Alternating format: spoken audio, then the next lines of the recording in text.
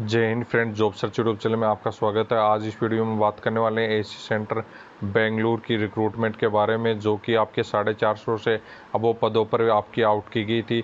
उसकी आपकी last date चली गई है। अब भी एडमिट कार्ड के बारे में पूरी जानकारी लेने वाले हैं, साथ ही कौन सी ट्रेड पे सबसे ज़्यादा फॉर्म अप्लाई किए गए हैं और अभी से आपके फॉर्म रिजेक्ट होकर आना स्टार्ट हो गए हैं, तो उनके बारे में कंप्लीट जानकारी लेने वाले हैं।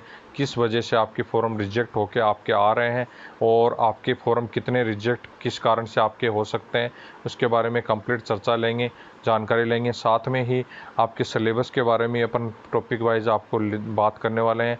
और एक जो कैंडिडेट हैं, जो बहुत सारे कैंडिडेट अभी जिनका पहले सिलेक्शन हुआ है, जो पहले वैकेंसी 400 पदों पर आउट की गई थी, उन वैकेंसीज में जो अभी कैंडिडेट सेलेक्टेड हुए हैं उनके बारे में भी अब चर्चा करने वाले हैं, जिनके एडमिट आपके जो ज्वाइनिंग लेटर स्टार्ट हो चुके हैं, जिसमें आपके क्लीनर के जो आपके ज्वाइनिंग लेटर अभी तक नहीं आए हैं कैंडिडेट के, उनके बारे में भी अभी बात करने वाले हैं। और जो आज एसी सेंटर में जो 29 तारीख को जो फिजिकल रहा जो लेबर के ट्रेड का, उसके बारे में भी पूरी कंप्लीट जानकारी लेने वाले हैं, तो वीडियो को कंप्लीट देखें। आप ये देख सकते हैं, इसमें ये पदों पर वैकेंसीज आउट की गई थी, जिसमें आपकी कुक की आपकी टोटल 16 पोस्ट पे, सिविल इंस्ट्रक्टर जो आपका रहता है उस कैटरिंग इंस्ट्रक्टर उसकी 33 पदों पर, एमटीएस चौकीदार की आपके 128 पदों पर वैकेंसीज आउट की गई थी। अब मैं आपको बताने वाला हूँ कि सबसे ज़्यादा अप्लीकेशन फॉर्म, सबसे ज़्यादा मतलब आपके जैसे नीचे की आपकी पोस्ट थी जिसमें आपकी वैकेंसी थी आपकी 153 सिविल मोटर ड्राइवर की वैकेंसी थी। उसके अलावा सिविल मोटर ड्राइवर जिनका ड्राइविंग नहीं आता है 10th के लेवल पे जिन्होंने अप्लाई किया है फॉर्म, तो उसमें सबसे ज़्यादा वैकेंसीज के एप्लीकेशन फॉर्म गए हैं आपके चौकीदार के। सबसे ज़्यादा जिसने कैंडिडेट ने भी देखा उठाया और आप चौकीदार के ट्रेड्स पे अप्लाई कर दिया। मैंने पहले एक वीडियो बताया था जिसमें आपको बताया था कि आप अदर ट्रेड से भी अप्लाई कर सकते हैं, जिसमें कम पोस्ट है, चांसेस कैंडिडेट ने अप्लाई किए हैं उसमें आपकी मेरिट इस बार आप देखने को मिलने वाली है। बहुत ही कम मेरिट आपकी रहने वाली है अदर ट्रेड पे, जो कि बार कैंप गार्ड वगैरह एमटीएस वाले की वैकेंसी थी या मैसेंजर वगैरह की वैकेंसी थी।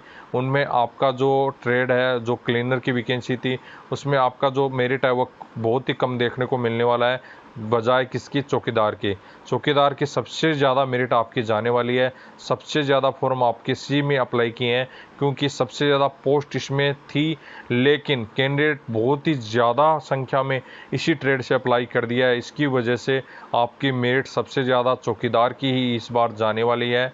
और आपकी माइनस मार्किंग भी इसमें रहती है, 1/4 माइनस मार्किंग रहती है, जिसमें सिलेबस आपको मैं दिखा देता हूँ नीचे। सेम सिलेबस पहले जो आया था वही सिलेबस सेम दिया गया है, इसमें भी वैसा ही सिलेबस आपका रहने वाला है, जिसमें आप देखने को मिलने वाला है कि जो ट्रेड बाकी की हैं उन ट्रेड पे बहुत ही कम मात्रा में कैंप गार्ड वगैरह की वैकेंसी है, क्लीनर की वैकेंसी है, उनमें बहुत ही कम मात्रा में आपके एप्लीकेशन फॉर्म सेंड किए गए हैं। सबसे ज़्यादा एप्लीकेशन फॉर्म सेंड किए गए हैं तो 10th पास के लेवल पे आपके 128 पद, जिन पे आपके चौकीदार के ही सेंड किए गए हैं। सबसे ज़्यादा इसी में आपके पद थे 10th के लेवल की, लेकिन सबसे ज़्यादा फॉर्म भी इसी में सेंड किए गए हैं, तो आपकी मेरिट भी इसी आधार पर आपकी सबसे ज़्यादा आने वाली है। फायरमैन के भी फॉर्म आपके कम ही अप्लाई किए गए हैं फॉर्म के अजबा के चौकीदार के बजाय, क्योंकि इसमें आपका फिजिकल था कैंडिडेट का, तो फिजिकल के कारण अब इसमें भी कैंडिडेट का जो है फॉर्म अप्लाई कमी हुई है, इसमें भी आपकी मेरिट कमी रहने वाली है। और बाकी की इसमें बात करें सिविल मोटर ड्राइवर की, तो उसमें तो कहा ही क्या जाए, पिछली बार वैकेंसीज में 20 नंबर्स जो प्राप्त कर लिए मार्क्स 150 में से, उन कैंडिडेट का भी सिलेक्शन हो चुका है। तो इस बार भी वैकेंसीज में ज़्यादा से ज़्यादा यदि आपने 60 से अबो यदि आपने प्राप्त कर लिए इस वैकेंसी में, किसी भी वैकेंसीज में, मतलब जो भी सिविल मोटर ड्राइवर की आपकी किसी भी कैटेगरी भी आपने 60 से अबो यदि प्राप्त कर लिए, तो आपका सिलेक्शन हो जाएगा। 150 नंबर में से 60 नंबर यदि आप लेके आ गए तो आपका सिलेक्शन पूरा चांसेस हो जाएंगे, क्योंकि इस बार भी आपके बहुत ही कम कैंडिडेट देखने को मिलने वाले हैं सिविल मोटर ड्राइवर के। कैंडिडेट ने अप्लाई ज़रूर किया है, लेकिन फॉर्म बहुत सारे रिजेक्ट हो रहे हैं, और वो किस कारण रिजेक्ट हो रहे हैं उनके बारे में भी अभी चर्चा करने वाले हैं। अभी मैं आपको पहले सिलेबस दिखा देता हूँ, इसका जो सिलेबस दिया गया है उस सिलेबस के आधार पर ही आपकी पूरी रिक्रूटमेंट होने वाली है। तो जितने भी कैंडिडेट हैं उसी के आधार पर आप सिलेबस के आधार पर ही अपनी तैयारी करें, उसी के आधार पर आपको पूरा कंप्लीट आपका जो एग्ज़ाम रहने वाला है।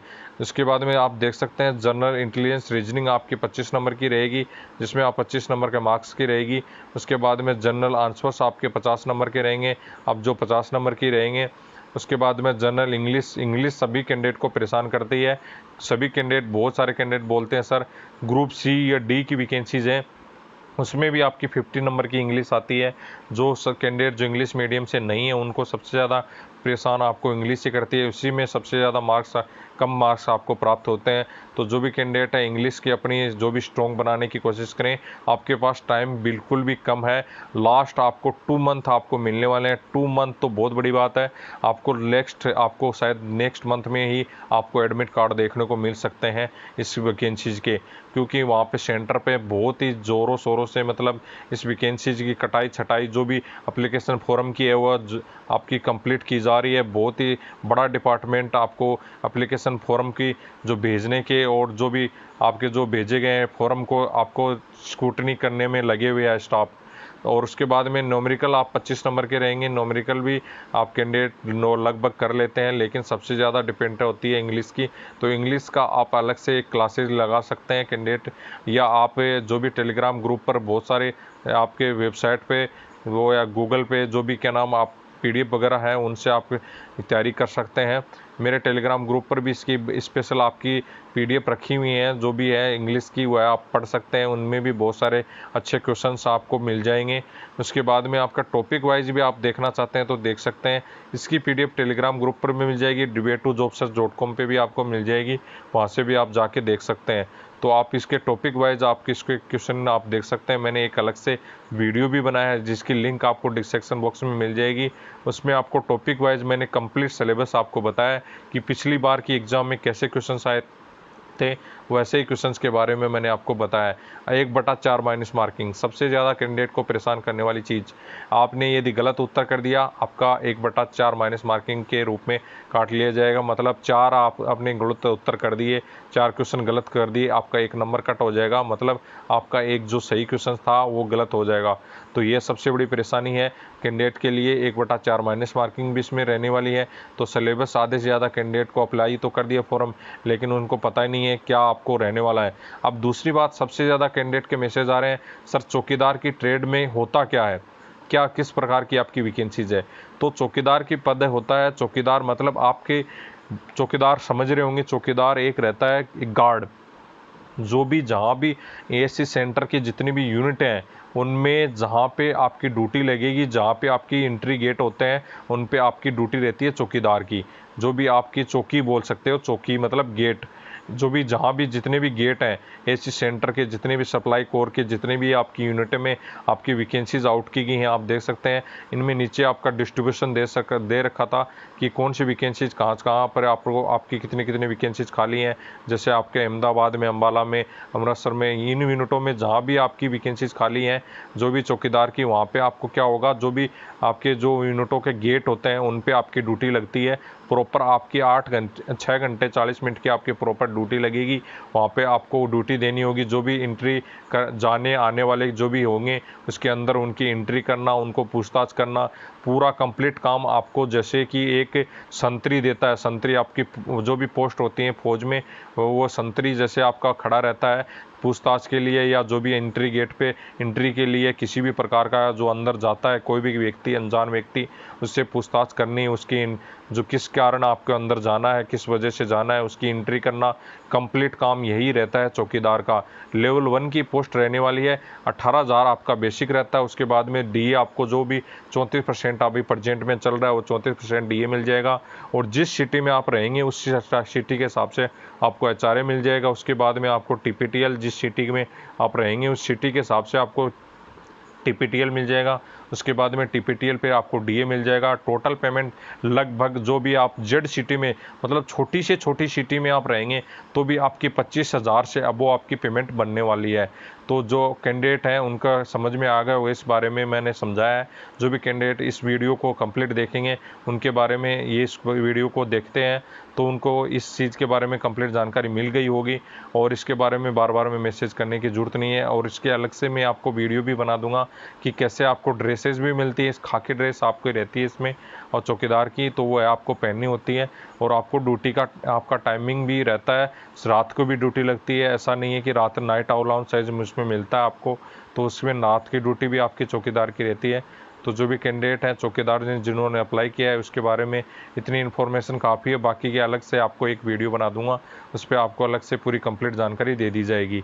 इसके बाद में अभी बात करते हैं अभी जो फॉर्म रिजेक्ट होकर आ रहे हैं उनके बारे में कि किस प्रकार के कैंडिडेट के किस कारण आपके फॉर्म रिजेक्ट हो रहे हैं। अभी जितने भी एडमिट कार्ड जो आपके एप्लीकेशन फॉर्म रिजेक्ट होके आ रहे हैं वो लगभग जो आ रहे हैं वो आपके जो लेट पहुंचने के कारण आ रहे हैं। उन्होंने एप्लीकेशन में जो आपका है भेजा है उसको खोला तक नहीं है, उन्होंने डायरेक्ट आपको बाहर से देखा है और कंप्लीट आपको क्रॉस करके आपको रिफ्यूज करके वापस रिटर्न कर दिया गया है। तो आप इसमें देख सकते हैं नीचे आप रिफ्यूज की इसके स्टाम्प लगी हुई है, वहाँ से उन्होंने रिफ्यूज कर दिया है, मतलब वापस भेज दिया गया है और वापस रिटर्न कर दिया गया है। किस कारण किया है, मेन ज़्यादातर का कारण यही है कि आपका जो लेट फॉर्म वहाँ पे पहुँचा है, इसी की वजह से आपका वापस भेज दिया गया है। इन्होंने देख सकते हैं एमटीएस चौकीदार की वैकेंसीज अप्लाई किया था, मैंने आपको पहले भी बताया सबसे ज़्यादा फॉर्म कैंडिडेट ने उठाया और देखा नहीं, बिल्कुल एमटीएस चौकीदार से फॉर्म अप्लाई कर दिया है। वैकेंसी अच्छी है लेकिन कैंडिडेट बहुत ज़्यादा होने वाले हैं, आपकी मेरिट का चांसेस ज़्यादा रहेंगे, इसमें ज़्यादा ही आपकी मेरिट रहने वाली है। तो जितने भी कैंडिडेट ने जिन्होंने एमटीएस चौकीदार से अप्लाई किया है उन कैंडिडेट को अपनी तैयारी ज़्यादा करनी पड़ेगी, अच्छी से अप्लाई करें, आपकी तैयारी करनी पड़ेगी तो ही आपका सिलेक्शन होगा। इस बार आपका ऐसा नहीं है कि पिछली बार की तरह बहुत ही कम मार्क्स में आपका सिलेक्शन हो जाएगा, तो इस बार आपको तैयारी अच्छे से करनी पड़ेगी। आप देख सकते हैं इनके परसेंटेज भी आपके 78% है, लेकिन आपको मैं यही बताना चाहूँगा जो लेट के कारण ही आपके फॉर्म रिजेक्ट हो रहे हैं अभी फ़िलहाल, क्योंकि इन्होंने फॉर्म को अंदर से बिल्कुल भी नहीं खोला है, बाहर से जो उनके पास लेट पहुंचा उनको रिजेक्ट करके वापस सेंड कर दिया गया है। और इनके पास जो भी साइन वगैरह है उनके पास कोई भी चांस नहीं है, आप ट्रेड वगैरह भी सब कुछ लिखा है उन्होंने, ये भी बिल्कुल आपको नीचे लिखा है, प्रेजेंटिंग अफसर वगैरह कंप्लीट आपकी जानकारी लिखी है। तो आपको भेजने का वापस करने का कारण एक ही रहता है, बस ओनली आपको टाइम पे नहीं पहुंचने का कारण, और उन्होंने डायरेक्ट देखा नहीं है, बिल्कुल वहाँ पे जैसे ही लास्ट डेट के बाद में पहुंचे सभी को एडमिट कार्ड को रिफ्यूज करके वापस सेंड कर दिया जितने भी के लास्ट डेट के बाद में पहुंचे हैं। दूसरा आपको दिखा देता हूँ, दूसरा आप देख सकते हैं दूसरे ने बड़ी गलती की है इसमें, दूसरे कैंडिडेट हैं जो जिन्होंने एक बहुत ही बड़ी गलती की इसमें, एमटीएस चौकीदार से इनका एडमिट कार्ड था, लेकिन उन्होंने देख सकते हैं इसमें बड़ी गलती क्या की गई है। आप देख सकते हैं इसमें एक बड़ी गलती ये की गई है, जो आपको जो स्क्रीन पे उन्होंने आपका फॉर्मेट मांगा गया था, जिस फॉर्मेट में आपका एप्लीकेशन नाम लिखना था, उसके बाद में आपका परसेंटेज लिखना था, उसके बाद में सिग्नेचर करने थे, तो उन्होंने परसेंटेज और सिग्नेचर वाला कॉलम बिल्कुल उन्होंने लगाया नहीं है और ऐसे सेंड कर दिया गया है फॉर्म। आप देख सकते हैं सीधा डायरेक्ट उन्होंने बिना परसेंटेज और आपके सिग्नेचर करके ही, बिना सिग्नेचर करके उन्होंने भेज दिया, तो इनके कारण इनका फॉर्म रिजेक्ट कर दिया गया। फ्रंट में देखते ही उनको फॉर्म को रिजेक्ट करके वापस भेज दिया, क्योंकि इन्होंने आपके फ्रंट में जो सिग्नेचर किए थे जो इन्वॉल्व लिफाफे पे और जो आपका परसेंटेज लिखना था वो नहीं लिखा, इसलिए उन्होंने लिफाफे को खोला तक नहीं है और वापस आपको सेंड कर दिया गया है। तो जो भी कैंडिडेट ऐसे आपने जिन्होंने भेजे हैं और लास्ट डेट के बाद में उनके फॉर्म पहुंचे हैं, तो उन कैंडिडेट के सभी के रिजेक्ट करके वापस आना स्टार्ट हो चुके हैं। तो आप काफ़ी संख्या में आपके फॉर्म वापस आने वाले हैं जो गलत फॉर्म भेज दिए। दूसरी त्रुटि यह भी रहने वाली है, जो भी कैंडिडेट ने एक से ज़्यादा एप्लीकेशन फॉर्म सेंड किए हैं एक ही पोस्ट पे, तो उनके भी आपको रिजेक्ट कर दिए गए हैं, क्योंकि उसमें साफ लिखा गया था एक ही पोस्ट से यदि 8 से अधिक आप फॉर्म अप्लाई करते हैं आप तो आपका रिजेक्ट कर दिया जाएगा। ऐसे कैंडिडेट के एप्लीकेशन फॉर्म बिल्कुल एडमिट कार्ड नहीं आने वाले हैं जिन्होंने एक से अधिक फॉर्म अप्लाई किए हैं। तो उन कैंडिडेट को मैं बताना चाहूँगा कि आप वैकेंसी का इंतज़ार न करें, और जिन्होंने भी एक ही पोस्ट पे 2 ज़्यादा एडमिट कार्ड सेंड कर दिए हैं तो उनके नहीं आने वाले हैं। और जो भी कैंडिडेट जिनका अच्छे से सही से फॉर्म फिल किया है और टाइम पर आपका फॉर्म पहुंच गया है, रिजेक्ट होकर वापस नहीं आया, वो अपनी तैयारी में लग जाएं, आपको टाइम बिल्कुल नहीं मिलने वाला है, बड़ी ज़ोर शोर से आपका काम होने वाला है वहाँ पे। तो नेक्स्ट मंथ में आपके लास्ट तक आपके एडमिट कार्ड होने के सेंड के चांसेस पूरे हैं, सितंबर में आपके एग्ज़ाम होने के पूरी पॉसिबिलिटी है। तो जो भी कैंडिडेट इन्होंने अप्लाई किया है, बहुत ही अच्छी पोस्ट आउट की गई हैं, बहुत ही आपकी बड़ी संख्या में पोस्ट आउट की गई हैं। तो इतनी बड़ी पोस्ट आपके लिए बहुत ही अच्छी अपॉर्चुनिटी है। और जो भी डिफेंस की जितनी भी वैकेंसीज आउट की जाती हैं उनके लिए ज़रूर अप्लाई किया करें। और क्योंकि आपकी डिफेंस में जो भी वैकेंसीज आउट की जाती हैं उनमें यदि आपका एडमिट कार्ड आ जाता है तो आपका जॉब लगने का 10% चांसेस बन जाता है। उसके बाद में 90% आपका जो भी एग्ज़ाम में आपको करना पड़ता है उसी के आधार पर आपका सिलेक्शन हो जाता है। मेरिट आपकी नॉर्मली रहती है, ज़्यादा हाई फाई मेरिट नहीं रहती है। अभी कुछ कैंडिडेट के एक मैसेज आ रहे थे कैंडिडेट के कि उन्होंने बोला सेटिंग के कारण हमने वहाँ पे अपना नाम लिखवा दिया या मतलब अपनी ज्वाइनिंग कर ली है। तो आपको मैं बताना चाहूँगा बहुत ही कम ऐसे सेंटर हैं जिनमें आपकी सेटिंग चलती है। बाकी के बड़े सेंटर्स में कभी भी सेटिंग नहीं चलती है, छोटी मोटी वैकेंसीज में ही सेटिंग हो पाती है। बड़ी वैकेंसीज में आपकी सेटिंग करने पे तुरंत पता चल जाएगा। तो जो कैंडिडेट हैं निराश ना हो, बिल्कुल भी कहीं भी सेटिंग नहीं चलती है। बहुत ही कम ऐसे सेंटर हैं जिनमें सेटिंग होती होगी और या किसी प्रकार की करप्शन होता होगा। तो बिल्कुल निराश होने की ज़रूरत नहीं है, अपनी तैयारी में करते रहें। किसी भी प्रकार की किसी भी कैंडिडेट के झांसे में ना आए, किसी भी प्रकार के कैंडिडेट को पैसे न दें। किसी कैंडिडेट के ऐसे बोलते हैं कि मैं आपका सिलेक्शन करवा दूंगा, 4 लाख रुपए 3 लाख रुपए मेरे अकाउंट में डाल दीजिए। तो ऐसा बिल्कुल भी नहीं करना है, किसी के झांसे में नहीं आना है। आप अपने दम पे कर सकते हैं। आप बिल्कुल जो भी कैंडिडेट का पहले सिलेक्शन हुआ है, जो एएससी सेंटर की भर्ती हुई है उसमें उनका बिल्कुल उनके दम पे ही सिलेक्शन हुआ है। मैं एक कैंडिडेट को आपको पूरा पूरा रिव्यू देने वाला हूं। उनका 2 जगह सिलेक्शन हो चुका है। उनका आपका एमसीटी महू जो वैकेंसी थी उनमें भी सिलेक्शन हुआ और साथ ही एएससी सेंटर बेंगलोर में भी सिलेक्शन हुआ और दोनों बिल्कुल निष्पक्ष आपके बिना पैसे के आपका सिलेक्शन हुआ है। उन कैंडिडेट का रिव्यू जल्द ही मैं आपको